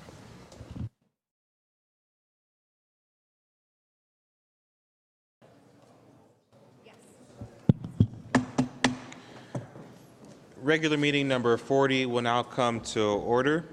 Can I get a motion to dispense with the reading of the journal? Please call the roll. Brown, Brown, Page, Remy, Stenziano, Tyson, President Harden. We will now go to the zoning committee. Councilmember Tyson chairs that committee. All members serve on it. Councilmember, the floor is yours. Thank you, President Harden. Before beginning the zoning agenda, I will briefly explain the rules of council as pertaining to speaking before council on zonings and variances. We permit 3 speakers on each side, 3 proponents, 3 opponents, and we ask that they limit their remarks to 3 minutes on each side. And we provide an opportunity for rebuttal from the applicant. On the advice of the City Council's office, we ask that anyone here this evening who wishes to speak either for or against any council variance, including staff, please stand, raise your right hand, and be sworn in. I wish to tell the truth and nothing but the truth. Please answer, I will.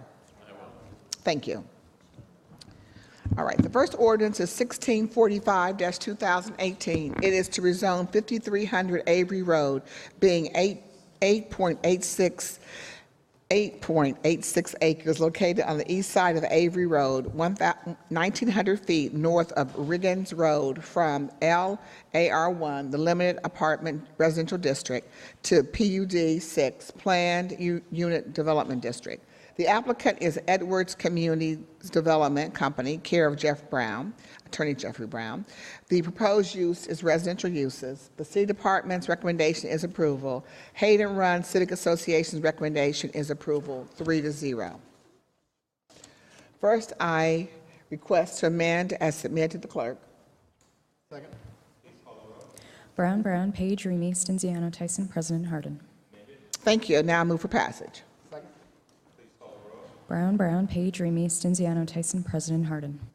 Thank you. The next ordinance is 1783-2018 to rezone 4900 Sinclair Road, being 6.87 acres located at the southeast corner of Sinclair Road and Freeway Drive South from C4 Commercial District to LM Limited Manufacturing District. The applicant is the U-Haul Company of Ohio, Inc., Incorporated. The proposed use is limited commercial and manufacturing uses. The City Department's recommendation is approval, and the Northland Community Council's recommendation is approval, 13-0-3. I see Dave Paul is in chambers this evening, and is in care of Dave Perry. I move for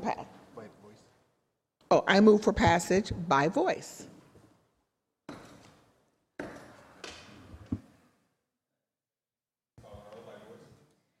Ms. Brown? Mr. Brown? Yes. Page? Remy? Stenziano? Tyson? Yes. President Harden. Thank you. The next ordinance is 1784-2018 to grant a variance from the provisions of sections 3312.21A, landscaping and screening, 3312.27, parking setback line, and 3312.53, minimum number of loading spaces required of the Columbus City Codes for the property located at 4900 Sinclair Road to permit reduced development standards in an LM Limited Manufacturing District. The applicant is the U-Haul Company of Ohio, Inc., care of Dave Perry.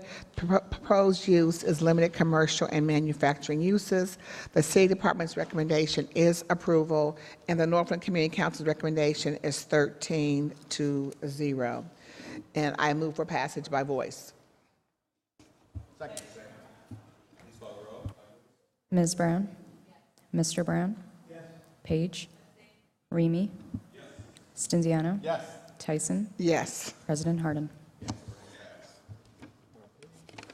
All right, the next ordinance is 1843-2018 to rezone 1296 Morse Road, being 1.22 acres located on the north side of Morse Road, 700 feet east of Mays Road from C4 Limited Commercial District to CPD Commercial Plan Development District. The applicant is Moo Car Wash, care of Dave Perry. The proposed use is a car wash. The City Department's recommendation is approval, and the Northland Community Council's recommendation is approval, 15-0-1. If there are no questions or comments, I'm going to move for passage. Second. Brown, Page, Remy, Stenziano, Tyson, President Harden. Thank you. The next ordinance is 1872-2018 to rezone 19 Cleveland Avenue, being 5.4 acres located at the southwest corner of Cleveland Avenue and Reynolds Avenue, from M Manufacturing District to LAR2 Limited Apartment Residential District. The applicant is Avenue Partners, care of Dave Perry. The proposed use is a multi-unit residential development. The City Department's recommendation is approval. Milo Grogan Area Commission recommendation is 5, 1, and 2. If there are no questions or comments, I move for passage. Brown, Brown, Page, Remy, Stenziano, Tyson, President Harden. Thank you. The next ordinance is 1873-2018 to grant a variance in the provisions of sections 3312.49C, minimum number of parking spaces required, 3321.05B2, vision clearance, 3333.18A, building lines, and 3333.25 perimeter yard of the Columbus City Code for the property located at 819 Cleveland Avenue to permit a multi-unit residential development with reduced development standards in the LAR2 Limited Residential District. The applicant is Avenue Partners, care of Dave Perry. The proposed use is a multi-unit residential development. The City Department's recommendation is approval, and the Milo Grogan Area Commission's recommendation is approval 512. If there are no questions or comments, I move for passage. Brown, Brown, Page, Remy, Stenziano, Tyson, President Harden. Thank you. The next ordinance is 1882-2018 to rezone 2136 Bethel Road, being 2.41 acres located at the northwest corner of Bethel Road and Durker Road, from CPD Commercial Plan Development District to CPD Commercial Plan Development District. The applicant is Grader's Ice Cream Company, care of attorney Kevin Detroy. The proposed use is limited commercial uses. The City Department's recommendation is approval, and the Northwest Civic Association recommendation is approval 8-1. We do have speaker slips on this legislation, so I'm going to ask for a staff presentation. Good evening, members of council. The site is zoned CPD Commercial Plan Development District and is developed with a commercial retail building. The requested CPD district will allow the existing building to be converted to an ice cream shop with an accessory outdoor patio and pickup window. The site is within the planning area of the Northwest Plan, which recommends commercial land uses at this location. The CPD text includes commitments for use restrictions, building and parking setbacks, traffic access, pedestrian connectivity, landscaping, screening, and fencing. Variances for parking lot landscaping and a reduction to the minimum number of required parking spaces from 111 to 49 spaces are included in this CPD text. The site will be developed in accordance with the submitted site plan.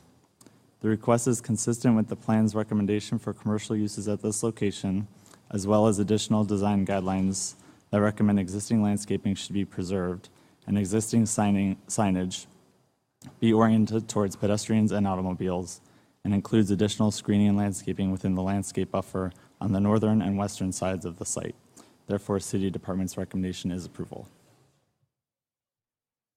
Thank you. I would now ask for a presentation from the applicant.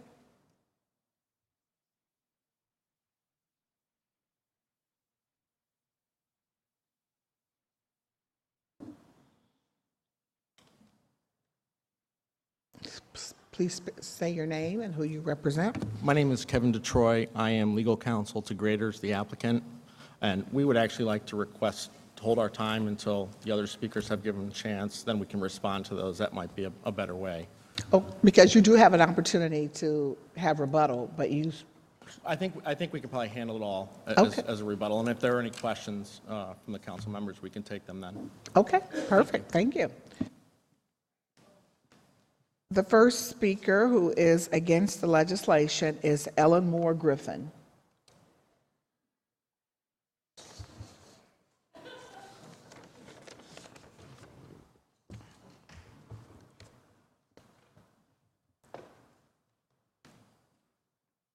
Good evening. Please state your name and who you represent. You have 3 minutes. Ellen Moore Griffin. I represent myself and my husband who live at 2175 Victoria Park Drive.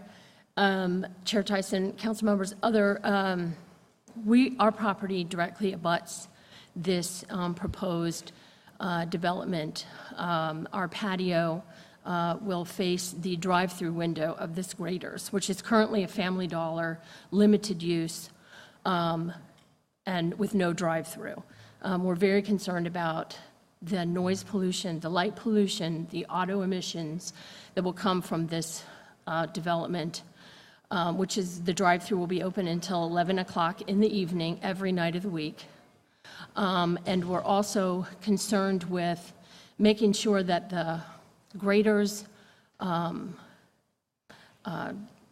organization is willing to enter into a good neighbor agreement with the Lakes of Bethel Homeowners Association to mitigate those issues to our satisfaction by building walls, fences, landscape improvements, which was a part of the agreement that was supposed to be in the language coming over from the Board of Zoning Appeal. So I just want to express our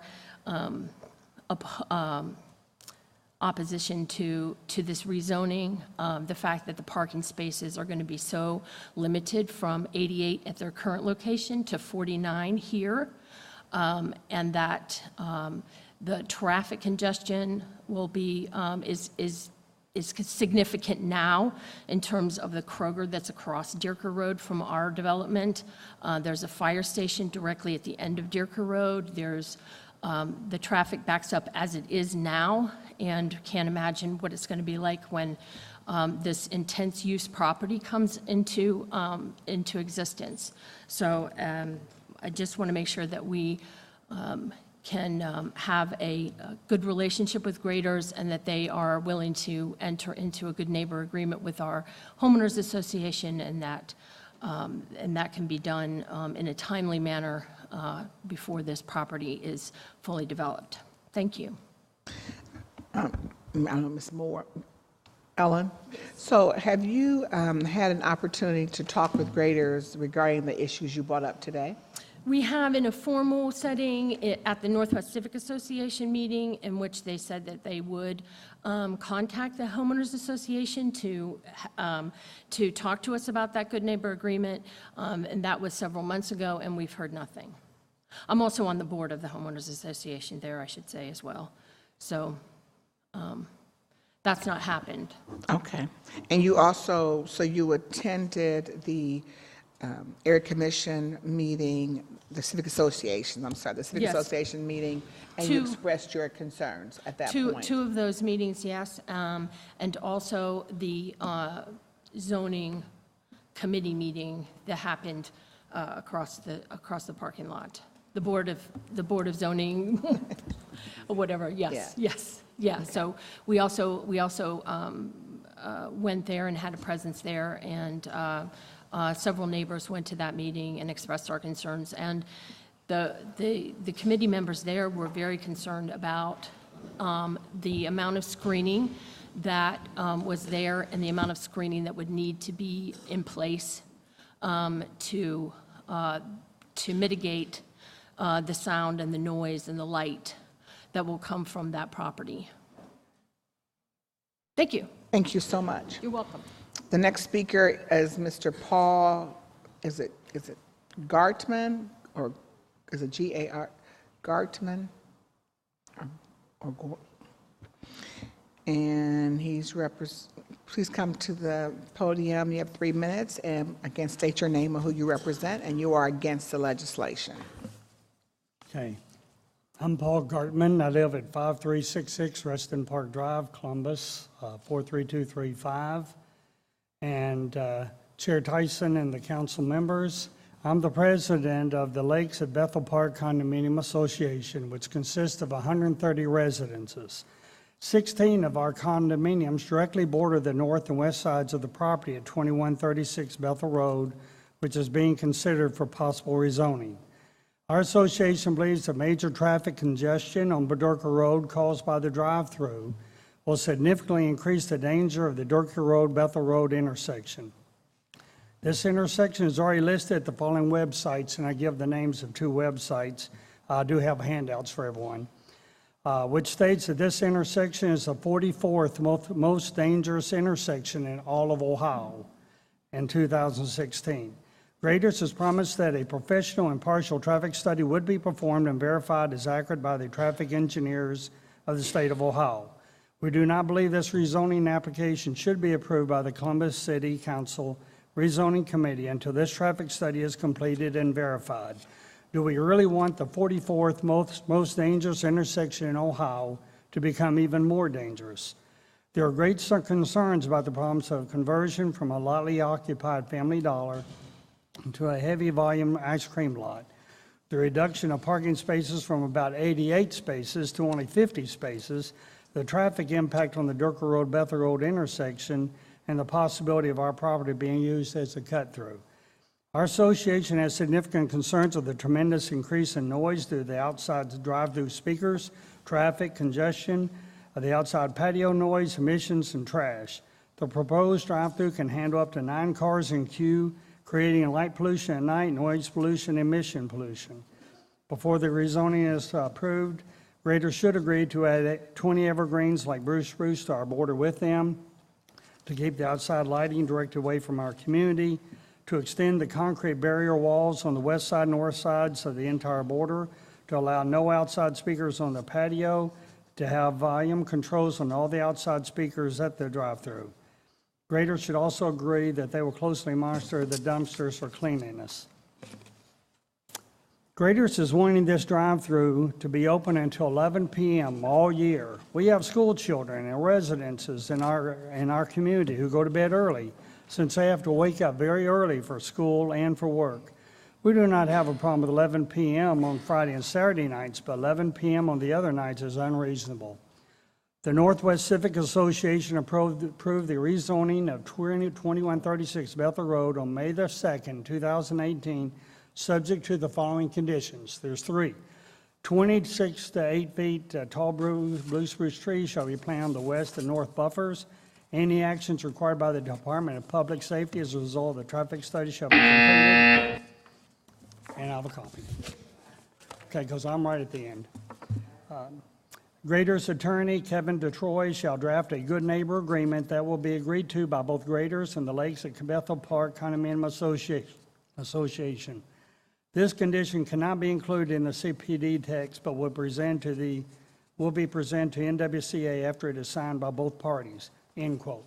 And I have just a few other comments. Thank you, Mr. Gartman. And I will have just a question for the staff. Thank you.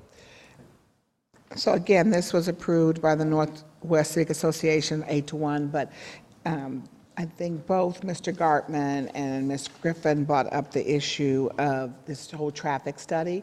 And so just to our staff, just want you just to comment on the zoning in regards to the issue of traffic.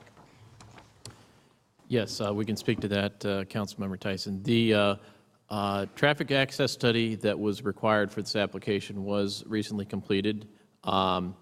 There are some minor changes that the applicant will be required to make along the frontage, particularly some striping changes along Deerker Road to minimize any potential traffic congestion at the access point on Deerker Road that was referenced there. So there will be some slight changes to minimize the any potential traffic congestion that could be occurring with the additional trips. And so, and has the applicant agreed to those changes? That will be required as part of their site plan approval. That will be a requirement that the Department of Public Service will enforce. Thank you. All right, and so now we will, is there a representative from the Civic Association here that wants to speak? Okay, seeing none, then the applicant can come up for rebuttal, please.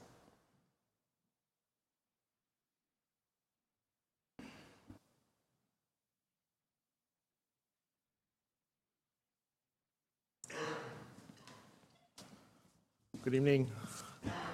I'm Kevin DeTroy again, new counsel. We also have Greg Hotham here. He is the construction manager and knows everything I don't know. Okay. So I thought it would be best to have him here. We talked just briefly, staff did, about the traffic report. I'll let Greg talk about that. He's closer to it, but we're going to comply with all of those requirements that are in there. I just want to tick down a few of the items that were mentioned, some of the concerns. In terms of the drive-through hours and really the hours for the whole store, it's open till 11 only during the summer. So from mid-August until mid-May, it's open till 10. And then during the summer, it's open till 11. So just one clarification there. In terms of the trees that Mr. Gartman mentioned, there were 20 evergreen trees. We're going to do that and comply with that request. That's not an issue.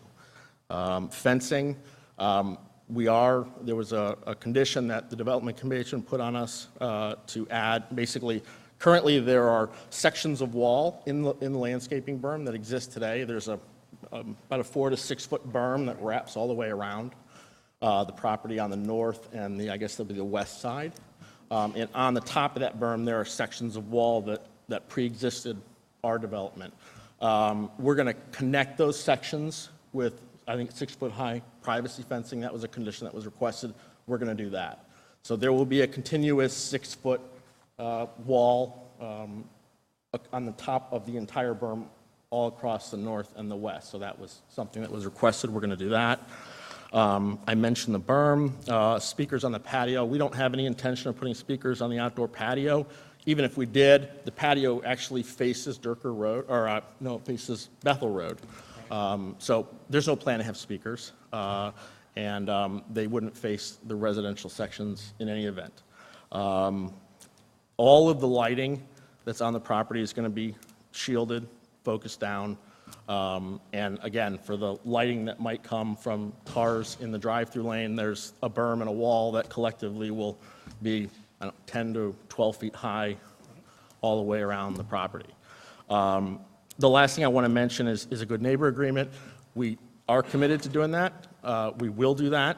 I'm actually in the process of putting together a draft of that right now. We sort of wanted to get through the rezoning process, and it's my intention to circulate a draft to the Civic Association within the next week to 2 weeks, and it's going to cover, from my perspective, all of the issues that have been raised: noise, trash, maintenance, keeping up the landscape, the landscaping and the berm. All of those issues are going to be addressed in that agreement. So as far as I'm concerned, I think that covers probably all of the complaints that were voiced. And I'll let you talk about traffic for a moment. Well, then go ahead. Yes. Greg Hodem with HGC Construction. We are the design build construction manager for graders and have built several dozen graders facilities around the Midwest. We think they'll be a great contribution to the community. They have a store just down the road that they can no longer occupy, and so this is an ideal location for them to move at this time. On the traffic study, the current site plan that was submitted with the rezoning case includes all the recommendations of the Department of Traffic Management per the traffic study. We're in full agreement to implementing all of those recommendations and fully agree that they need to be done to manage traffic in the area. I also wanted to mention that the speaker noise, the drive-through speaker noise, was another issue that's been raised. Technology with the speaker we use is very high-end. It's less than 58 decibels at a 60-foot range from that speaker, and there are no neighbors within 100 feet of that speaker. 58 is a normal conversation voice. It's not loud at all. It's even less than a typical conversation. So certainly acceptable in all areas that we've built grader stores. So I have a question. I'm looking through the legislation. So this was approved by the Civic, so application was in May, and then it was approved by, and so I'm just asking, my question is, so May 2nd was the meeting date for the commission, and here it is now July. And so my question just to you is, since it seems as though there's this issue around the good neighbor agreement, and so you're saying you'll do it in a week, right? Within a week's time? Yeah, our intention is to have a draft of them within the next week to 2 weeks. We would still have, even after we have the rezoning approved, we still have several months of construction. So the idea is the Good Neighbor Agreement would take effect once we begin occupancy, actually operating business there. So we would have that agreement squared away certainly well before we actually open for business. Did you communicate that to Mr. Gartman, that you would have the Good Neighbor Agreement at that time? I have not yet, no. So let me just say this. Since, obviously it has an 8-to-1, and normally when something comes in that's 8-to-1, we generally approve that because we respect that the work has been done by an area commission or civic association. And so that's typically, it just kind of breezes through. But I shouldn't say it breezes through, but normally it gets approved. But, here's my concern, that these individuals, 2 individuals came down here today. The one gentleman who represents the Lakes of the Bethel Park condominium. And basically, it seems as though you both are in agreement. However, I think that you probably should have met with them and shared with them that you would put this in a Good Neighbor Agreement. But you want to do it after the fact. You want us to pass the legislation and then do it. Is that correct? We did actually meet with them. We had a phone conference. I'm trying to think of the date. We had a phone conference with Mr. Gartman and 2 other, I think the president of the Civic Association Board and also the zoning contact for the Civic Association Board. And we talked through all these issues. How long ago was that? That was, there were 2 meetings that we had before the Civic Association. It was prior to the first one. Unfortunately, I don't know the date off the top of my head. Okay, so Mr. Gartman, the Attorney Detroit, here's what I'm going to do. I'm going to hold this legislation, if my colleagues support that, until next Monday. And so hopefully between today and next Monday, you will have had the opportunity to write your Good Neighbor Agreement and to meet with them. And so I would suggest that that's just what I'm going to hold the legislation. We'll just move to, hold it for 1 week. Well, we can do the amendment and then table it. So we'll do the amendment and then we'll table it for 1 week. So that gives you enough time to do that. Would you be able to have it done in a week's time? I can do whatever the council tells me to do. Okay, well, thank you very much. Okay, so I'm going to move to amend on the legislation. Brown, Page, Remy, Stenziano, Tyson, President Harden. Amended. Thank you. I'm going to table this for 1 week. Please call the roll. Brown, Page, Remy, Stenziano, Tyson, President Harden. Legislation is tabled. Thank you. I look forward to seeing you next week, Mr. Detroit. Okay? I'll be here. Thank you. All right. The next ordinance is 1929-2018 to rezone 2800 Sullivan Avenue, being .93 acres located at the northwest corner of Sullivan Avenue and Hague Avenue, from CPD Commercial Plan Development District to CPD Commercial Plan Development District. The attorney is Jackson Reynolds III. The applicant is Energy Management LLC. Proposed use is fuel cells with convenience retail. The C Department's recommendation is approval, and the Greater Hilltop Area Commission's recommendation is approval 15-0. If there are no questions or comments, I move for passage. Brown, Page, Remy, Stenziano, Tyson, President Harden. Thank you. The next ordinance is 1930-2018 to rezone 6060 North Hamilton Road, being 31.58 acres located at the south side of State Route 161, 540 feet east of North Hamilton Road, from CPD Commercial Plan Development District to CPD Plan Development District. The applicant is The Ohio State University, represented by attorney Aaron Underhill. Proposed use is a commercial development. The City Department's recommendation is approval, and the Northland Community Council's recommendation is approval 14-0-2. If there are no questions or comments, I move to amend as submitted to the clerk. Please call the roll. Brown, Page, Remy, Stenziano, Tyson, President Harden. Amended. Thank you. I move to amend to emergency. Please call. Is there a second? Second. Please call the row. Brown, Brown, Page, Remy, Stenziano, Tyson, President Harden. Amended. Thank you. And lastly, I move for passage. Please call the row. Brown, Brown, Page, Remy, Stenziano, Tyson, President Harden. Passed. Thank you. The last ordinance I have in zoning this evening is 1931-2018 to rezone 5980 North Hamilton Road, being 39.49 acres located at the northeast corner of North Hamilton Road and State Route 161 from CPD Commercial Plan Development District to CPD Commercial Plan Development District. The applicant is Hamilton Crossing in care of Charlie Frost. The proposed use is commercial development. The City Department's recommendation is approval. The Northland Community Council's recommendation is 1402.